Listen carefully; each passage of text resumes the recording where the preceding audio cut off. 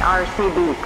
Hayal kurup şirin şirin her gün eləyəsən fikrin. Səndən uzaqlarda birin qəlbdə yaşatmaq necə şeydir, qəlbdə yaşatmaq necə şeydir.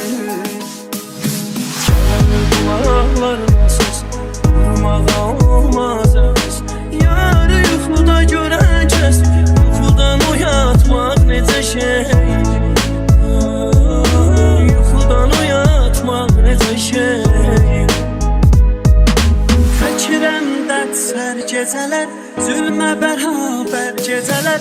Sevən bilər hər gecələr, runqa boşaltmaq necə şeydir, runqa boşaltmaq necə şeydir. Səndə də var şirin çalam, məndə də var şirin çalam. Oradan gülsün aşıq adam, gecələri yatmaq necə şeydir, gecələri yatmaq necə şeydir.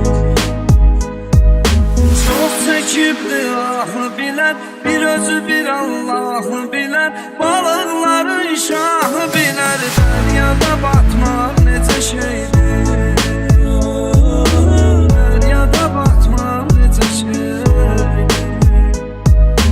Ötən günü baraqlayıb, özünü uzaqlayıb, hər gecə tənha ağlayıb, barını oxutmaq necə şeydir, barını oxutmaq necə şeydir.